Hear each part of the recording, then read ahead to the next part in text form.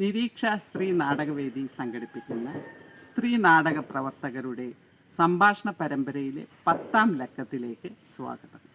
ഈ ലക്കത്തിൽ പങ്കെടുക്കുന്നത് കഥാകൃത്തും കവിയും ബാലസാഹിത്യ രചയിതാവുമായ ശ്രീമതി വിമല മേനോനാണ്. ശ്രീമതി വിമല മേനോൻ 10 വർഷക്കാലം അധ്യാപികയായും 4 വർഷം പ്രിൻസിപ്പളായും ജവഹർ ബാലഭവനിൽ പ്രവർത്തിച്ചിരുന്നു. തുടർന്ന് 2001 മുതൽ ട്രിവാൻഡ്രം ചെഷയർ ഹോമിൽ സെക്രട്ടറിയായി ചുമതലയേറ്റു. നീണ്ട കാലമായി വിമല ചേച്ചി നിരീക്ഷ സ്ത്രീ നാടകവേദിയുടെ എല്ലാ പ്രവർത്തനങ്ങളിലും പങ്കാളിയാണ്. ഇനി ശ്രീമതി വിമല മേനോനെ കേൾക്കാം. ചരിത്രത്തിലേക്ക് കണ്ണോടിച്ചാൽ നമുക്ക് മനസ്സിലാവും, വ്യാവസായിക വിപ്ലവം കഴിഞ്ഞിട്ടാണ് അതിനോട് ചേർന്ന് തൊഴിൽ വിഭജനം, ഡിവിഷൻ ഓഫ് ലേബർ എന്ന് പറയുന്ന ഒരു പ്രസ്ഥാനം ഉണ്ടായത്. ആ ഒരു രീതി വന്നപ്പോഴാണ് ഓരോരുത്തർക്കായിട്ട് ജോലികൾ വിഭജിച്ച് കൊടുക്കുക. അക്കൂട്ടത്തിൽ ജെൻഡർ ബേസ്ഡ് ആയിട്ട് കൂടി ജോലികൾ ഡിവൈഡ് ചെയ്ത് കൊടുക്കുന്ന ഒരു രീതി ഉണ്ടായിരുന്നു. പുരുഷന്മാരെല്ലാവരും ഫാക്ടറി സൈറ്റിലേക്ക് പോവുക, വീടും കൃഷിസ്ഥലങ്ങളും ബാക്കി കാര്യങ്ങളും ബ്രിങ്ങിങ് അപ്പ് ചിൽഡ്രൻ എന്നൊക്കെ പറയുന്നത് സ്ത്രീകളുടെ ജോലിയായിട്ട് അന്ന് മാറി. ആ ഒരു രീതിയാണ് സ്ത്രീകളെ പണ്ടേ ശീലിച്ചു വന്നിട്ടുള്ളത്. അപ്പോൾ നമുക്കൊരു പ്രത്യേക ഫ്രെയിം വർക്കിനകത്ത് സ്ത്രീകൾ ജോലി ചെയ്താൽ മതി എന്നുള്ള ഒരു അലിഖിത നിയമം പോലെയാണ് പണ്ടുണ്ടായിരുന്നത്. നമ്മൾ പണ്ടേ കാലത്ത് നമുക്ക് ശീലമായിട്ടുള്ളത്. അതിൽ നിന്ന് വെളിയിലേക്ക് വരിക എന്ന് പറയുന്നത് നമുക്ക് വിധിച്ചിട്ടുള്ളതല്ല എന്നുള്ള രീതിയിലുള്ള ഒരു തോന്നലായിരുന്നു സമൂഹത്തിനുണ്ടായിരുന്നത്. പക്ഷെ അതിൽ നിന്നും മാറി സ്വതന്ത്രമായിട്ട് ചിന്തിക്കുന്ന സ്ത്രീകൾ, സ്വതന്ത്രമായിട്ട് പെരുമാറാൻ ആഗ്രഹിക്കുന്ന സ്ത്രീകൾ, സ്വപ്നം കാണുന്ന സ്ത്രീകൾ എന്നൊക്കെ പറയുന്ന ആ ഒരു വിഭാഗം മുന്നോട്ട് വന്നപ്പോഴാണ് പല പല മേഖലകളിലും പുരുഷന്മാർ കൈവയ്ക്കുന്ന മേഖലകളിൽ അല്ലെങ്കിൽ വ്യാപരിക്കുന്ന മേഖലകളിൽ സ്ത്രീകളും കൂടെ വന്നു കഴിഞ്ഞാൽ അവർക്കും അതിനുള്ള സ്വാതന്ത്ര്യം വേണം എന്നുള്ള ഒരു തോന്നൽ സ്ത്രീകളുടെ മനസ്സിലുണ്ടായി തുടങ്ങി. അതിനെ തുടർന്നാണ് പല പല രംഗങ്ങളിലും മേഖലകളിലും സ്ത്രീകളുടെ വ്യാപനം ഉണ്ടായത്. ഇക്കൂട്ടത്തിൽ തിയേറ്ററുമായിട്ടുള്ള ആ ഒരു തിയേറ്ററിൻ്റെ കോണ്ടെക്സ്റ്റിൽ പറയുകയാണെന്നുണ്ടെങ്കിൽ പണ്ടേ സ്ത്രീകൾ എന്ന് പറയുന്നത് ആദ്യമൊന്നും സ്ത്രീകൾക്ക് ആ ഫീൽഡിൽ വരാനുള്ള ഒരു സ്വാതന്ത്ര്യം പോലും ഉണ്ടായിരുന്നില്ല. കാണികൾ മാത്രമായിരുന്നു. പുരുഷന്മാരാണ് സ്ത്രീകളുടെ വേഷം കൂടി കെട്ടിക്കൊണ്ടിരുന്നതൊക്കെ അങ്ങനെയായിരുന്നല്ലോ. അത് കഴിഞ്ഞ് സ്ത്രീകളെ അഭിനയിപ്പിക്കാൻ കാണാൻ കൊള്ളാവുന്ന സ്ത്രീകളാണ്. അപ്പോൾ അവർക്ക് അഭിനയ വശമുണ്ടെങ്കിൽ ആടാനും പാടാനും ഉള്ള ഒരു എന്താ പറയുക, ബ്യൂട്ടിഫുൾ ഒബ്ജക്റ്റ് എന്നുള്ള രീതിയിൽ സ്ത്രീകളെ പ്രസൻറ്റ് ചെയ്യാം എന്നുള്ള രീതിയിലേക്ക് വന്ന് അങ്ങനെയാണ് സ്ത്രീകളെ നാടകരംഗത്തേക്ക് കൂട്ടിക്കൊണ്ടുവന്നത്. പക്ഷെ അത് കഴിഞ്ഞിട്ടും സ്ത്രീകൾക്ക് അതിനപ്പുറമായിട്ട് രംഗത്തും അരങ്ങിനും പിന്നിലും ജോലി ചെയ്യാൻ പറ്റും, അതിന് കഴിവുണ്ട് എന്നുള്ള പ്രാഗൽഭ്യം തെളിയിച്ച് സ്ത്രീകൾ മുന്നോട്ട് വന്നപ്പോഴാണ് സ്ത്രീ നാടകവേദിയെക്കുറിച്ച് ആളുകൾ ചിന്തിക്കാൻ തുടങ്ങിയത്. നിരീക്ഷ എന്ന സ്ത്രീ നാടകവേദി ശരിക്കും പറയുകയാണെങ്കിൽ ഞാൻ വിമല മേനോൻ, ഞാനും നിരീക്ഷയുമായിട്ടുള്ള ബന്ധം എന്ന് പറയുന്നത് ഏതാണ്ട് 30 വർഷത്തെ അനുഭവമാണ് ഉള്ളത്. ഞാൻ ബാലഭവനിൽ ജോലി ചെയ്യുന്ന സമയത്താണ് സുധിയും രാജിയും, അതായത് രാജരാജേശ്വരി, സുധി ദേവയാനി, ഇവർ രണ്ടുപേരും ബാലഭവനിൽ വൈകുന്നേരങ്ങളിൽ പല നാടക അവതരണങ്ങൾക്ക് വേണ്ടിയിട്ടുള്ള പ്രാക്ടീസിന്, റിഹേഴ്സലിന് വേണ്ടിയൊക്കെ ബാലഭവൻ യൂസ് ചെയ്യുന്ന ആ ഒരു ഘട്ടത്തിലാണ് ഞാൻ അവരുമായിട്ട് പരിചയപ്പെടുന്നത്. അങ്ങനെയാണ് ശ്രീലതയും അഭിനേത്രി എന്ന് പറയുന്ന ആ ഒരു ഗ്രൂപ്പിനെ ഞാൻ പരിചയപ്പെടുന്നത്, സുധിയും രാജിയുമായിട്ട് പരിചയപ്പെടുന്നതല്ല. അഭിനേത്രിയുടെ ചിറകടി ഒച്ചകളാണ് ഞാൻ നാടകത്തിലേക്ക് എന്നെ ആകർഷിച്ചത്. ഈ ചിറകടി ഒച്ചകളാണ് ശങ്കരപ്പിള്ള സാറിൻ്റെ ചിറകടി ഒച്ചകൾ ഇവരുടെ ആവിഷ്കാരമായിട്ട് പിന്നെ മ്യൂസിയം ഓഡിറ്റോറിയത്തിൽ അവിടെ വെച്ചിട്ട് അത് സ്റ്റേജ് ചെയ്തപ്പോഴാണ് ഞാനത് കാണാൻ പോയത്. അതിപ്പോഴും എൻ്റെ മനസ്സിൽ എവർഗ്രീനായിട്ട് നിൽക്കുന്ന ഒരു സീനാണ്. കാരണം നാടകം തുടങ്ങുമ്പോൾ 2 സ്ത്രീകൾ ശീർഷാസനത്തിൽ നിൽക്കുന്നതാണ് കാണുന്നത്. അതൊക്കെ തന്നെ സാധാരണക്കാർക്ക് കൺവെൻഷനലായിട്ട് ചിന്തിക്കുന്ന ആളുകൾക്ക് ദഹിക്കാത്ത കാര്യങ്ങളാണിതെല്ലാം. അപ്പോൾ സ്ത്രീകൾ അവരുടെ ഉള്ളിലുള്ള ആ ഒരു പ്രസരിപ്പും ചൈതന്യവും ഊർജവും ഏതൊക്കെ സ്രോതസ് ഏതെല്ലാം തരത്തിലത് പ്രകടിപ്പിക്കാൻ പറ്റുമെന്നുള്ള ഉത്തമോദാഹരണമായിട്ട് നാടകത്തെ മീഡിയമാക്കി മാറ്റിയപ്പോഴേക്കും വല്ലാത്തൊരു ചേഞ്ചാണ് വന്നത്. ഞാൻ 2000 ബാലഭവനിൽ നിന്ന് വിട്ട് ചെഷയർ ഹോമിൻ്റെ ചാർജ് എടുത്തു കഴിഞ്ഞപ്പോൾ സ്വാഭാവികമായും എൻ്റെ കൂട്ടുകാരെല്ലാവരും എൻ്റെ തട്ടകത്തിലേക്ക് വന്നു, ചെഷയർ ഹോമിലേക്ക് വന്നു. അവരുമായിട്ടുള്ള ഇൻറ്ററാക്ഷനെ വഴിതെളിച്ചു. അവിടെ വെച്ചിട്ടാണ് സുധിയും രാജിയും എൻ്റെ ചോദിച്ചത്, നമുക്ക് ഇവർക്ക് പറ്റുന്ന തരത്തിലുള്ള ഒരു നാടകം ചെയ്താലോ എന്ന്. കാരണം എന്താണെന്ന് വെച്ചാൽ ചഷേഹോമിലെ അന്തേവാസികൾ എന്ന് പറയുന്നത് അവർ ചലനശേഷി ഭാഗികമായി നശിച്ചവരും പൂർണ്ണമായി നശിച്ചവരും ഒക്കെ ആയിട്ട് വീൽ ചെയറിൽ ഇരിക്കുന്ന ആളുകളാണ്.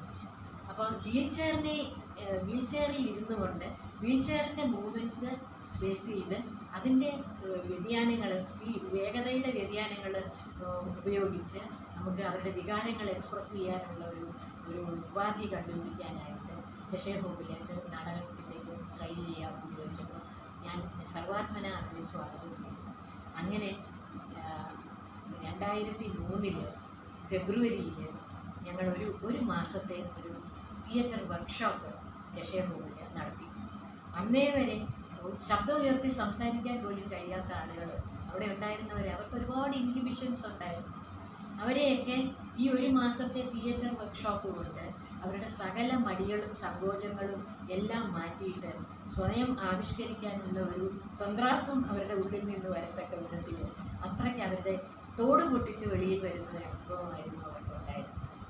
അന്ന് സുധീ രാജിയൊക്കെ മിക്കവാറും ചഷേഹോമിൽ താമസിക്കും. ആ രീതിയിലാണ് അവർ ചെയ്തത്. ഒരു റെസിഡൻഷ്യൽ വർക്ക്ഷോപ്പ് പോലെയായിരുന്നു.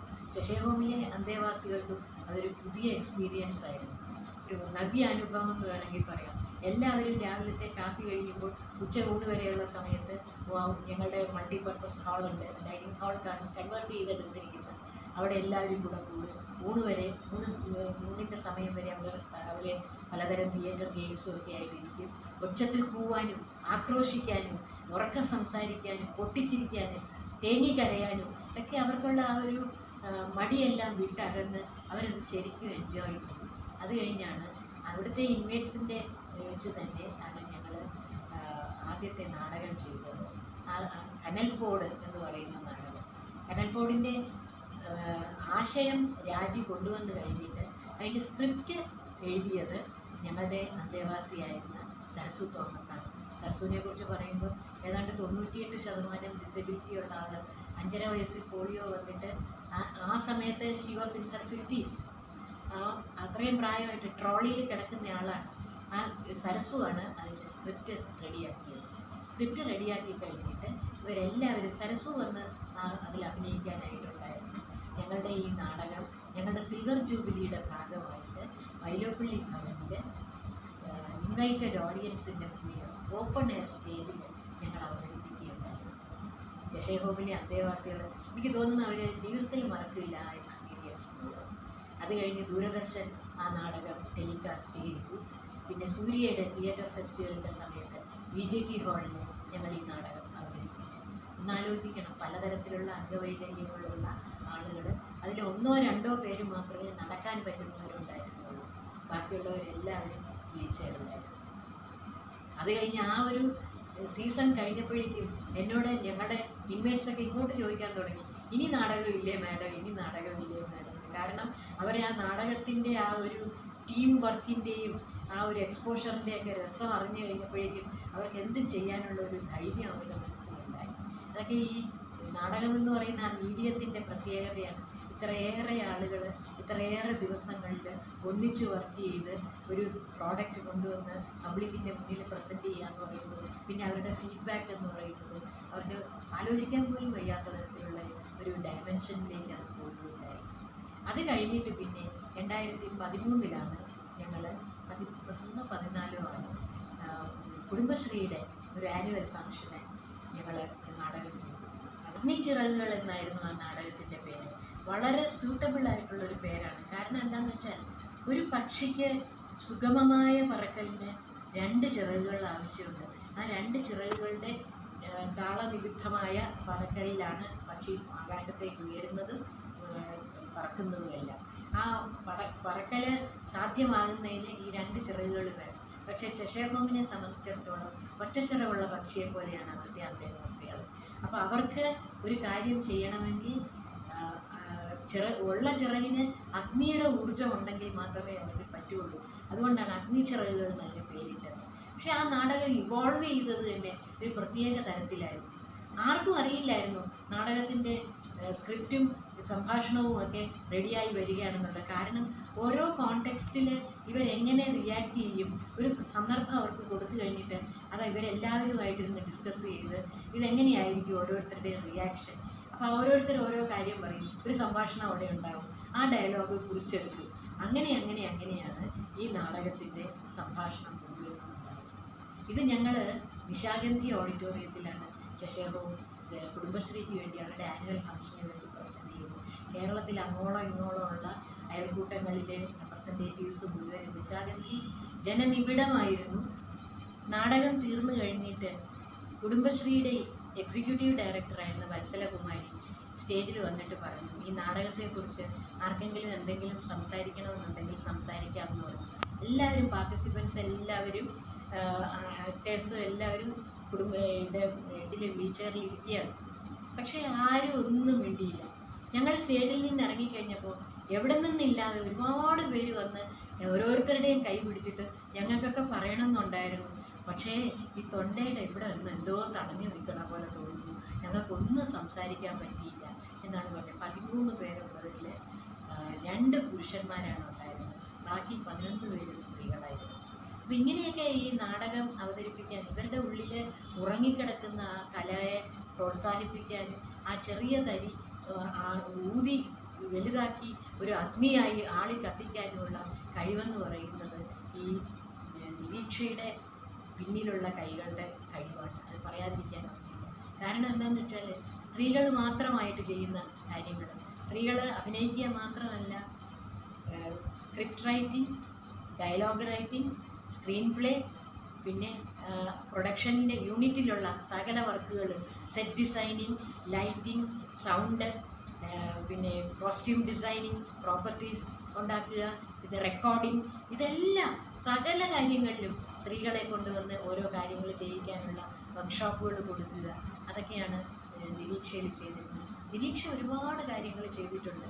അതുപോലെ നിരീക്ഷയുടെ കേന്ദ്രമായ പാങ്ങാങ്കോട് കുഞ്ഞുങ്ങളുടെ ഒരു സംഘം, അവർക്ക് വേണ്ടിയിട്ട് ചെയ്തിട്ടുള്ള സേവനങ്ങൾ വളരെ വളരെ പ്രഗത്ഭമായ രീതിയിൽ നടത്തിക്കൊണ്ടുവന്നിരുന്ന ക്യാമ്പുകൾ, ഇതൊക്കെ ഉണ്ടായിരുന്നു. പക്ഷേ ഈ കാലത്ത് നമുക്ക് പല സ്ത്രീകളും ഇതുകൊണ്ട് ഉപജീവനം തന്നെ നടത്തിക്കൊണ്ടു വന്ന സ്ത്രീകളുണ്ടായിരുന്നു. നാടകത്തിൻ്റെ ബലത്തിൽ കുടുംബം നടത്തിക്കൊണ്ടു വന്ന സ്ത്രീകളുണ്ടായിരുന്നു. അവർക്കൊക്കെ ഇപ്പോൾ വലിയൊരു വിഷമഘട്ടത്തിലാണ് അവർ നിൽക്കുന്നത്. അവരുടെ ഉള്ളിലുള്ള കലയെ പ്രോത്സാഹിപ്പിക്കാനുള്ള ഏക ഔട്ട്ലെറ്റ് എന്ന് പറയുന്ന ഒരു അടഞ്ഞുപോയ രീതിയിലാണ് അവരുടെ പെരുമാറ്റം. ഷെഹോമിലാണെങ്കിലും എന്നോട് അവിടെ ചോദിക്കാറുണ്ട്, സുബി മാഡവും രാജി മാഡവും ഒന്നും വരില്ലേ മാഡം ഇവിടെ ഞങ്ങളെയൊക്കെ കൊണ്ട് ഡാൻസ് ചെയ്ത് ഡ്രാമ ചെയ്യിക്കാനായിട്ട്, ഞങ്ങൾക്ക് ഇനിയും ചെയ്യണമെന്നുള്ള ആഗ്രഹം. പക്ഷെ ഒരു സംഗതിയുണ്ട്, ഞാൻ ചെഷയർ ഹോമിൽ വന്നിട്ട് ഇതിൻ്റെ 20ാമത്തെ വർഷമാണ്. പക്ഷേ ഞാനെന്നോ ജോയിൻ ചെയ്തപ്പോൾ ഉണ്ടായിരുന്ന ആളുകളൊക്കെ എന്നോടൊപ്പം തന്നെ വയസ്സായി വന്നിരിക്കുകയാണ്. അവരുടെ ഈ പറഞ്ഞ പോലെ അവരുടെ വിഷമതകൾ, പിന്നെ വൈകല്യങ്ങളൊക്കെ കുറേശ്ശെ അതിൽ നിന്നും മോചനം അവർക്കില്ല. ഗ്രാജുവലി അത് ഡിറ്റീരിയറേറ്റ് ചെയ്യുകയാണ് ചെയ്യുന്നത്. അപ്പം ഇനിയൊരു സംഘത്തിന് ബാല്യം ഉണ്ടോ എന്ന് ചോദിച്ചു കഴിഞ്ഞാൽ പലർക്കും പലരുടെയും മനസ്സിൽ ആ ഒരു വീര്യം ഉണ്ടെങ്കിലും ശാരീരികമായിട്ട് അവർ എത്രമാത്രം ക്ഷമതയുള്ളവരാണെന്നുള്ളത് എനിക്കറിയില്ല. പക്ഷെ എന്നാലും ഈ കോവിഡ് കാലം കഴിഞ്ഞാൽ തീർച്ചയായിട്ടും ചെഷയർ ഹോമിലും നാടകത്തിൻ്റെ ഒരു വസന്തം ഉണ്ടാകുമെന്നാണ് എൻ്റെ വിശ്വാസം.